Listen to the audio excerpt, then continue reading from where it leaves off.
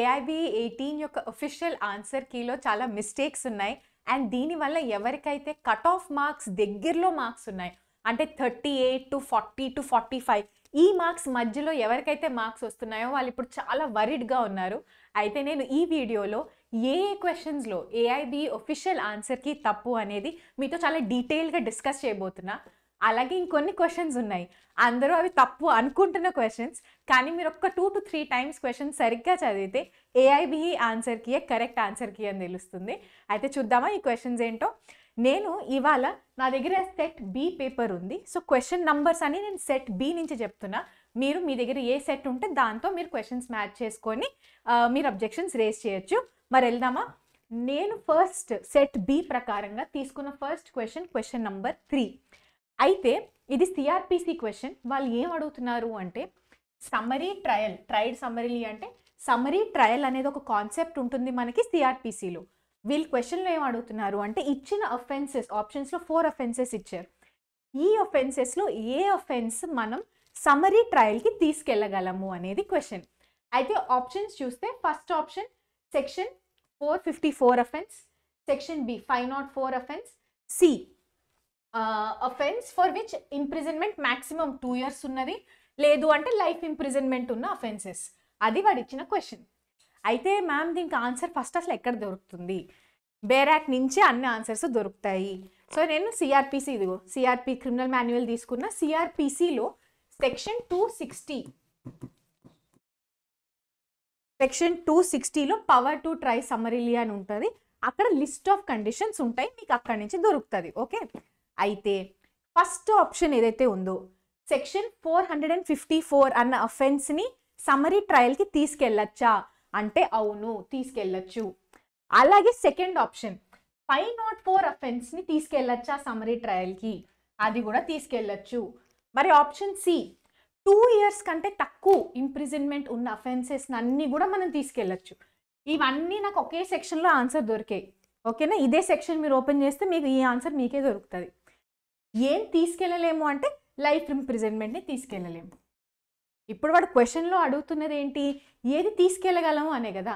మరి వాడి క్వశ్చన్కి answer A B C all are correct అని వస్తుంది. బట్ మనం ఒకటే పిక్ చేయాలి. ఏబిలో మనకు మల్టిపుల్ ఆప్షన్స్ ఉండవు.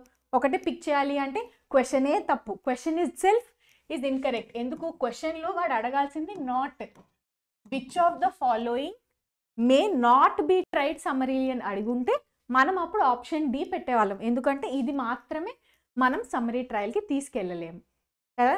కానీ ఇక్కడ వాడు అడిగింది నాట్ కాదు, ఏమేమి తీసుకెళ్ళగలం అని. కాబట్టి క్వశ్చనే ఇన్కరెక్ట్. కాబట్టి ఈ క్వశ్చన్కి ఖచ్చితంగా మీరు అబ్జెక్షన్ రేస్ చేయండి. అబ్జెక్షన్ రేస్ చేయడం ఎలా, దీనిపైన సెపరేట్ వీడియో ఉంది. ఆ వీడియో చూసి ఈ సెక్షన్ని కోట్ చేయాలి. ఓకే, మర్చిపోకండి. అబ్జెక్షన్స్లో రీజన్స్ రాయాలి. ఈ రీజన్ రాసి మీరు అబ్జెక్షన్ ఫైల్ చేస్తే మీ మార్క్స్ ఖచ్చితంగా పెరుగుతాయి ఈ క్వశ్చన్కి. ఓకే, నెక్స్ట్ క్వశ్చన్ చూద్దామా. Next question 13 question set B ప్రకారంగా. ఇది మనకి సిపిసిలోంచి వచ్చిన క్వశ్చన్. ఇది కూడా నాకు ఎలా తెలిసింది అక్కడే ఉంది. అయితే వాడు అడిగేది ఏంటి అంటే సమన్స్ అనేది మనం ఇష్యూ చేస్తాం, మనకు తెలుసు, మనం నేర్చుకుంటాం. కానీ సమన్స్ లేకుండా మన సినిమాలో చూస్తాం కదా, లాస్ట్ మూమెంట్లో ఆపోజిట్ పార్టీకి ఇన్ఫర్మేషన్ ఉండదు, ఎవరికి ఇన్ఫర్మేషన్ ఉండకుండా లాస్ట్ మూమెంట్లో కీ విట్నెస్ని పట్టుకొస్తాం కదా. సినిమాల్లో అయితే అలాగే ఉంటుంది కదా. అలాంటి ప్రావిజన్ ఉందా లేదా సిపిసిలో అనేది question. Without summons, witness without summons. అయితే ఈ ప్రావిజన్ ఉందా అంటే ఉంది. ఎక్కడుంది మేడం? ఆర్డర్ 16 రూల్ 1 క్యాపిటల్ ఏ. ఇది బేరాక్లో మీకు తెలియాల్సిన రూల్. ఇదిగో మీరు కనుక సిపిసి బేరాక్ట్ ఓపెన్ చేసి ఈ రూల్ ఓపెన్ చేస్తే ఆ రూల్ పైన చిన్న నంబర్లో 1 or 2 అని రాసి ఉంటుంది. అది ఫుట్ నోట్ అని అంటాం. ఆ ఫుట్ నోట్ కింద చూస్తే మీకు అమెండ్మెంట్ కనిపిస్తుంది. అయితే అమెండ్మెంట్ మీరు బేరాక్ట్ కనుక ఓపెన్ చేస్తే అక్కడ అమెండ్మెంట్ 1976 అమెండ్మెంట్. అంటే ఆప్షన్ ఏ కరెక్ట్ ఆన్సర్ అవ్వాలి. కానీ ఏఐబి ప్రకారం ఏఐబి ఇచ్చిన ఆప్షన్ మనకి option B which is incorrect. అది తప్పు. Correct option option A. సరేనా? సో దీనికి కూడా మీరు ఖచ్చితంగా అబ్జెక్షన్ ఫైల్ చేయండి. ఇది కూడా బేర్ యాక్ట్ బేస్డ్ క్వశ్చన్ కాబట్టి మీరు ఈ రూల్ని కోట్ చేస్తూ అబ్జెక్షన్ ఫైల్ చేస్తే ఖచ్చితంగా దీనికి కూడా మార్క్స్ పెరుగుతాయి. ఓకే, నెక్స్ట్ క్వశ్చన్ చూద్దామా? ఇది క్వశ్చన్ 29 సెట్ బి. మళ్ళీ రిపీట్ చేస్తున్నా, క్వశ్చన్ నంబర్స్ మీరు మీ సెట్లోంచి చూసుకోండి. సరేనా? ఈ క్వశ్చన్ వచ్చేసి హిందూ మ్యారేజ్ యాక్ట్ నుంచి వచ్చిన క్వశ్చన్. ఇక్కడ వాడు ఏమడుగుతున్నాడు అంటే హాఫ్ బ్లడ్ అన్న వర్డ్కి డెఫినిషన్ ఏంటి అనేది అడుగుతున్నాడు. హాఫ్ బ్లడ్ అంటే ఏంటి అంటే సేమ్ ఫాదర్ ఉండాలి, ఫాదర్ ఒకలే ఉండాలి, కానీ మదర్స్ డిఫరెంట్ ఉండాలి. అంటే ఒక ఫాదర్ యొక్క ఫస్ట్ వైఫ్ నుంచి కొంతమంది పిల్లలు, ఆమె చనిపోయిన తర్వాత తిను మళ్ళీ సెకండ్ మ్యారేజ్ చేసుకున్నాడు అనుకోండి, అక్కడ సెకండ్ వైఫ్ నుంచి వచ్చే పిల్లలు, వీళ్ళని మనం హాఫ్ బ్లడ్ అని అంటాం. ఇది ఎక్కడ ఉంటుంది ma'am? Section 3 sub clause C of which act? Hindu marriage act. మీరు కనుక ఈ ప్రావిజన్ చూస్తే మీకు ఈ డెఫినేషన్ దొరుకుతుంది. సో కరెక్ట్ ఆన్సర్ ఏమవ్వాలి అంటే ఆప్షన్ బి కరెక్ట్ ఆన్సర్ అవ్వాలి.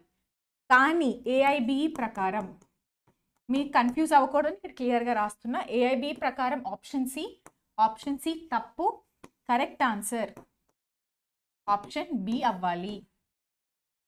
సరేనా? దీనికి కూడా ఖచ్చితంగా అబ్జెక్షన్ ఫైల్ చేయాలి. అండ్ డెఫినెట్గా ఇది కూడా బెరాక్ నుంచి డైరెక్ట్గా మీరు ప్రూవ్ చేయొచ్చు. సో డెఫినెట్లీ ఈ క్వశ్చన్ కూడా వదులుకోకండి. సరేనా? 3C of Hindu marriage act రీజనింగ్లో రాయాలి. ఇంకొక క్వశ్చన్, ఇది కూడా Hindu marriage act question. So దీంట్లో చాలామంది ఇది కరెక్ట్ అని తప్పని చాలా డిస్కషన్ ఉంది. నా ప్రకారంగా అయితే ఇక్కడ మీరు వ్యాలిడ్ కండిషన్ ఆఫ్ మ్యారేజ్ ఏది కాదు, ఇదిగో చూడండి, valid condition, not a valid condition అడుగుతున్నాడు. కండిషన్స్ ఆఫ్ మ్యారేజ్ మనకి ఎక్కడ దొరుకుతాయి అంటే section 5 of Hindu marriage act. అవునా? అది అందరికీ తెలుసా? అయితే first condition should not have spouse living, అంటే మీరు పెళ్లి చేసుకునే టైంకి మీకు ఇంకొక హస్బెండ్ ఆర్ వైఫ్ ఉండకూడదు అనేది వ్యాలిడ్ కండిషన్. కరెక్టే, ఇది కరెక్టే. Within prohibited degrees of relationship ఉండకూడదు అనేది కరెక్ట్ కండిషన్. వీడిక్కడ within degrees of prohibited relationship ఉండాలి అంటున్నాడు. So this is a wrong option. అలాగే నెక్స్ట్ చూడండి, party should not be sapindas of each other. ఇది కరెక్ట్, సపిండాస్ ఉండకూడదు. D option, party should not be suffering from epilepsy. అయితే ఈ epilepsy అన్న word section 5లో ఒకప్పుడు ఉండేది, కానీ 1999లో ఈ వర్డ్ని తీసేశారు. సో ఈ క్వశ్చన్కి ప్రకారంగా ఇది ఇప్పుడు వ్యాలిడ్ కండిషన్ కాదు. సో ఇప్పుడు వ్యాలిడ్ కండిషన్ కాదు అనేవి 2 ఆప్షన్స్ ఉన్నాయి, వ్యాలిడ్ కండిషన్స్ అవును అనేవి కూడా 2 ఆప్షన్స్ ఉన్నాయి. సో మళ్ళీ మల్టిపుల్ చాయిస్ మన దగ్గర ఆప్షన్స్ ఉండదు కాబట్టి ఓన్లీ 1 కరెక్ట్ ఆప్షన్ అంటే మనం పెట్టలేం. అయితే ఏఐబి ప్రకారం ఆప్షన్ డి అది ఆన్సర్ అని చెప్పారు. కాకపోతే దీనికి మీరు అబ్జెక్షన్ రేజ్ చేయొచ్చు. ఏమని అంటే కరెక్ట్ ఆప్షన్స్ ఇక్కడ B and D 2 correct options ఉన్నాయి. క్వశ్చన్లో క్లారిటీ లేదు, అమెండ్మెంట్ కన్సిడర్ చేయాలా చేయకూడదా అని.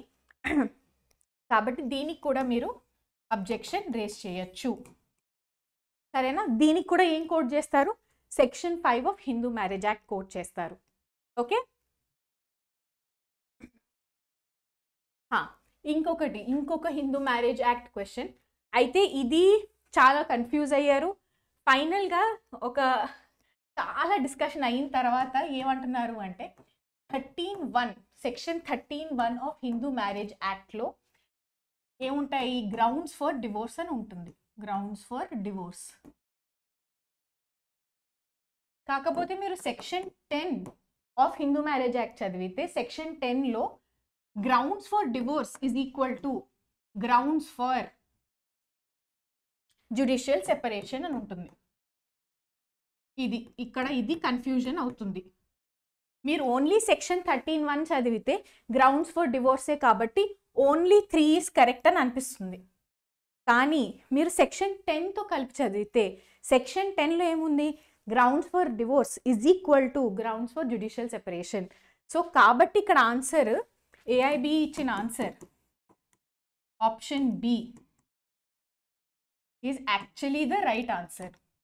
సో అకార్డింగ్ టు మీ దీనికి అబ్జెక్షన్ రేజ్ చేయడం వలన యూజ్ ఏం ఉండదు. ఎందుకంటే యాక్చువల్లీ మీరు ఈ 2 సెక్షన్స్ కలిపి చదివితే మీకు ఈ క్లారిటీ వచ్చేస్తుంది అండ్ దీంట్లో కన్ఫ్యూజన్ నిజానికి లేదు క్వశ్చన్లో. So option 2 and 3 are correct. ఇది ఆప్షన్ బి ఏదైతే ఏఐబి ఆన్సర్ ఇచ్చారో అది యాక్చువల్లీ కరెక్టే. జ్యుడిషియల్ సెపరేషన్ గ్రౌండ్స్ ఉంటాయి, డివోర్స్ గ్రౌండ్స్ ఉంటాయి. Okay, 40 question 40. ఇది చాలామంది నన్ను డిస్కస్ చేయమని అడిగిన క్వశ్చన్. అయితే ఏంటి అంటే ఇక్కడ ఏం అడుగుతున్నారు, ఇది మనకి పబ్లిక్ ఇంట్రెస్ట్ లిటిగేషన్ పిఐఎల్ అంటాం. పిఐఎల్ అంటే ఏంటి మేడం, లార్జర్ పబ్లిక్ ఇంట్రెస్ట్లో ఏవైతే కేసెస్ ఫైల్ చేయగలరో అండర్ ఆర్టికల్ 32 వాటిని మనం పబ్లిక్ ఇంట్రెస్ట్ లిటిగేషన్ అంటాం. సో దీంట్లో లార్జర్ ఇంట్రెస్ట్ అనేది ఇంపార్టెంట్. అయితే సుప్రీం కోర్ట్ యొక్క కొన్ని గైడ్ లైన్స్ ఉన్నాయి. ఓకేనా, అయితే ఆ గైడ్ లైన్స్ ప్రకారం option A bonded labour matters ఇవి ఖచ్చితంగా సుప్రీంకోర్టు దగ్గరికి వెళ్తాయి. పిటిషన్ ఫ్రమ్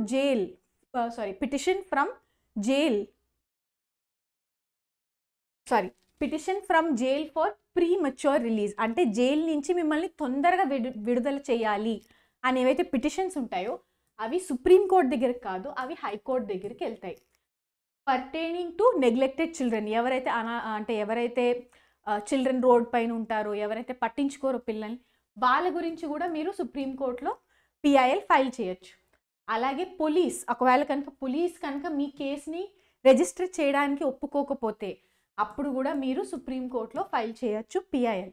సో క్వశ్చన్ ప్రకారం ఆప్షన్ బి ఓన్లీ ఆప్షన్ వాడు ఏదంటే సుప్రీంకోర్టు ఎంటర్టైన్ చేయగలదు కాబట్టి ఆప్షన్ బి హైకోర్టుకి వెళ్ళాలి, సుప్రీంకోర్టుకి కాదు. కాబట్టి ఆప్షన్ బి మీది కరెక్ట్ ఆన్సర్ అవుతుంది. సో ఏఐబి ఆప్షన్ బి అనేది ఇక్కడ యాక్చువల్లీ కరెక్టే, కన్ఫ్యూజ్ అవ్వాల్సిన అవసరం లేదు. ఇది మీకు బేర్ యాక్ట్లో దొరకదు. చాలామంది నన్ను అడిగింది ఏంటి అంటే పిఐఎల్ క్వశ్చన్స్కి బేర్ యాక్ట్ ఎలా చూడాలి, పిఐఎల్స్ మీకు బేర్ యాక్ట్లో దొరకవు.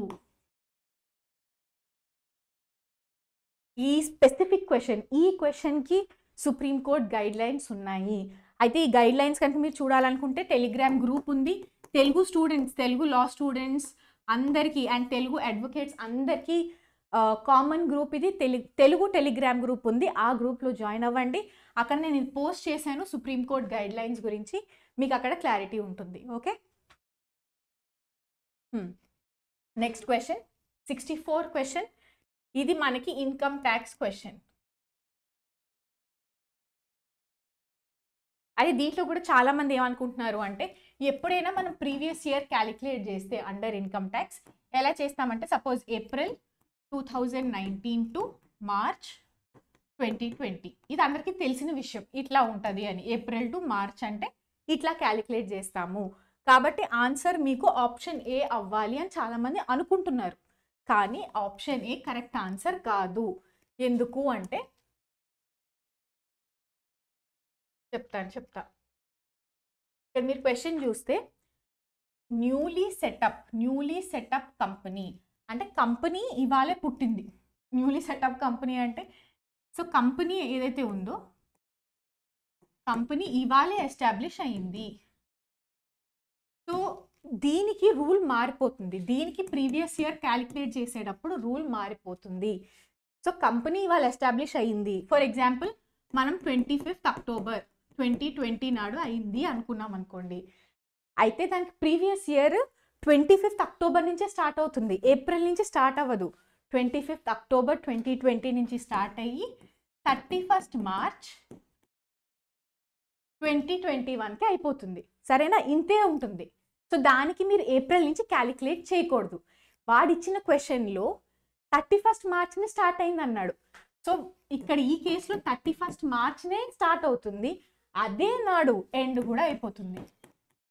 సపోజ్ వాడు 30th అని ఉంటే 30th మార్చ్న స్టార్ట్ అయ్యి 31st మార్చ్న ఎండ్ అయ్యేది. సరేనా, సో ఆప్షన్ బి ఇక్కడ కరెక్ట్ ఆన్సర్.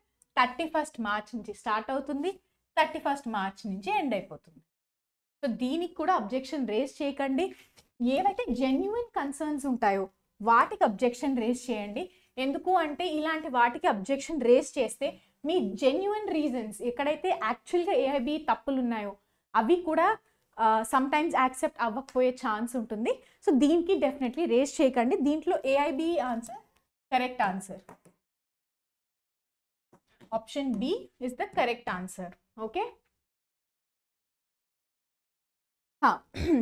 75 ఇది మనకి land acquisition question. Okay, land acquisition act అని ఒక యాక్ట్ ఉంటుంది. అయితే 2013 యాక్ట్ ప్రకారం టైం లైన్ వచ్చేసి కరెక్ట్గా 12 మంత్సే. ఏఐబి కూడా 12 మంత్స్ అనే చెప్పింది. కాకపోతే కొంతమంది గూగుల్ చేస్తే వాళ్ళకి 24 మంత్స్ అని వస్తుంది.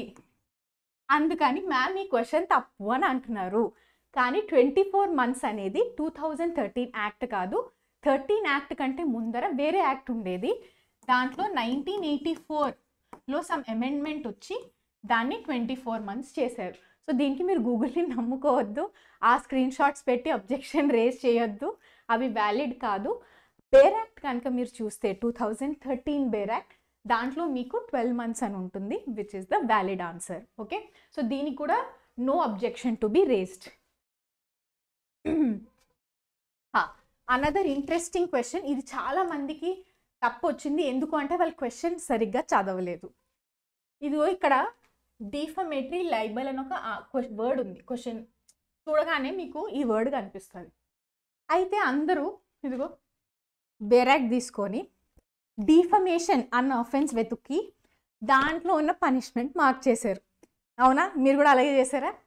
కాకపోతే క్వశ్చన్ డిఫమేషన్ గురించి కాదు, ఇది బ్లాక్మెయిల్ గురించి. వాడు ఏమంటున్నాడు అంటే, నువ్వు నాకు డబ్బులు ఇవ్వకపోతే నీ గురించి ఏదైతే డిఫమేషన్కి సంబంధించిన కంటెంట్ ఉందో అది నేను పోస్ట్ చేస్తాను, అది నేను పబ్లిష్ చేస్తాను అని బ్లాక్మెయిల్ అయింది. బ్లాక్మెయిల్ అనేది లీగల్గా ఏం వర్డ్ ఉండదండి. అఫెన్స్ ఏంటి అంటే మనకి ఐపీసీలో ఎక్స్టార్షన్ అన్న అఫెన్స్ ఉంటుంది. సో మీరు కనుక ఎక్స్టార్షన్ అన్న అఫెన్స్లో కనుక చూసుంటుంటే మీకు ఈ ఆన్సర్ కరెక్టే వచ్చేది. సో దీంట్లో కూడా AIB answer is the correct answer. So దీనికి కూడా ఎటువంటి అబ్జెక్షన్ రేస్ చేయాల్సిన అవసరం లేదు. మ్యామ్ ఇది నిజంగా ఎట్లా తెలుస్తుంది, ఎలా తెలుస్తుంది అంటే సింపుల్గా చెప్తాను. మీరు కనుక ఎక్స్టార్షన్ అన్న టాపిక్ ఐపీసీలో నేను మీకు ఇప్పుడు చూపిస్తాను. ఎక్స్టార్షన్ అన్నది కనుక మీరు ఓపెన్ చేస్తే మీకు సెక్షన్ 383లో దొరుకుతుంది. దాని కింద ఇలస్ట్రేషన్స్ అని ఉంటాయండి. సెక్షన్ కిందనే ఒక 2-3 లైన్స్ వదిలేస్తే ఇలస్ట్రేషన్స్ ఉంటాయి. ఆ ఇలస్ట్రేషన్లో ఫస్ట్ ఇలస్ట్రేషనే ఇది.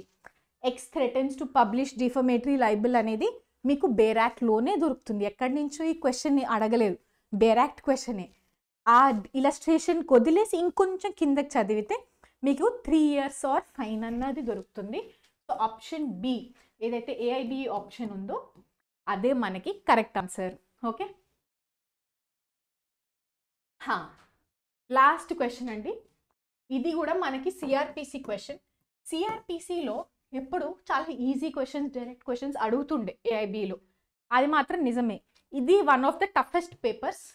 సో మీకు కనుక కొంచెం తక్కువ మార్క్స్ వస్తే మీరు బాధపడకండి, ఇది యాక్చువల్లీ చాలా టఫ్ పేపర్. అండ్ క్వశ్చన్స్ కూడా డైరెక్ట్గా ఏం అడగలేదు, తిప్పి తిప్పి తిప్పి వర్డ్స్ని అటు ఇటు తిప్పి చాలా పెంట అయితే చేశాడు. అయితే సిఆర్పిసిలో ఈ క్వశ్చన్ ఏంటి అంటే అరెస్ట్ బై ప్రైవేట్ పర్సన్ ఎప్పుడెప్పుడు జరుగుతుంది అని. అయితే ప్రైవేట్ పర్సన్ అనేది మనకి సెక్షన్ 43లో వస్తుంది. కానీ వాడు అడుగుతున్న క్వశ్చన్ ఏంటి అంటే సెక్షన్ 43 సబ్ క్లాజ్ 1 గురించి కాదు, 43లో సెక్షన్ 43 సబ్ క్లాజ్ 2 గురించి క్వశ్చన్. సో మీరు కనుక సెక్షన్ 43 సబ్ క్లాజ్ 2 చదివితే దాంట్లో ఏమంటాడు అంటే, సరే మీరు ఒక ప్రైవేట్ పర్సన్, మీరు ఇంకొక పర్సన్ని అరెస్ట్ చేశారు. అయితే అరెస్ట్ చేసిన పర్సన్ని రీఅరెస్ట్ బై పోలీస్, ఇది క్వశ్చన్. ఎందుకంటే అందరూ ఫస్ట్ వర్డే చదివారు, ఇక్కడ ప్రైవేట్ పర్సన్ అన్న వర్డే చదివారు. కానీ shall be rearrested by police officer, ఇదిగో ఇంకో సెకండ్ వర్డ్ కూడా ఉంది కదా, ఈ వర్డ్స్ చదవలేదు. ఇదిగో అండర్లైన్ చేస్తున్నాం మళ్ళీ, shall be rearrested by police officer అనేది 43 సబ్ క్లాస్ 2 నుంచి వచ్చిన క్వశ్చన్. అందరూ ఈ ఫస్ట్ చదివేసి ఆప్షన్ డి అని పెట్టారు, కానీ ఆన్సర్ యాక్చువల్లీ మీ సబ్ క్లాస్ 2 చదివితే rearrest by police officer under section 41 అని వస్తుంది. Under section 41. కాబట్టి ఆన్సర్ వచ్చేసి ఆప్షన్ ఏ. ఏఐబి కూడా ఏ అనే చెప్పింది. ఓకే, సో దీనికి కూడా మీరు ఎటువంటి అబ్జెక్షన్ రేస్ చేయకండి. ఇది యాక్చువల్లీ కరెక్టే. జెన్యున్ కన్సర్న్స్ ఉన్నప్పుడే రేస్ చేయండి. Okay, AIB is correct. So దీంట్లో కూడా కన్ఫ్యూజన్ ఉంది ఇదేమో అని. కాదు, మీరు కనుక ఫుల్ క్వశ్చన్ చదివితే ఇది కాదు కరెక్ట్ ఆన్సర్, ఇదే కరెక్ట్ ఆన్సర్. సపోజ్ మీకు కనుక ఇంకా క్వశ్చన్స్ ఉన్నాయి, డౌట్స్ ఉన్నాయి అనుకుంటే నాకు డెఫినెట్లీ కమెంట్స్లో పెట్టండి, నేను అవి కూడా ఎక్స్ప్లెయిన్ చేసి చెప్తాను. మీరు అబ్జెక్షన్ రేస్ చేస్తే ఏమైనా యూజ్ ఉంటుందా ఉండదా అని. చలో, థ్యాంక్ యూ సో మచ్.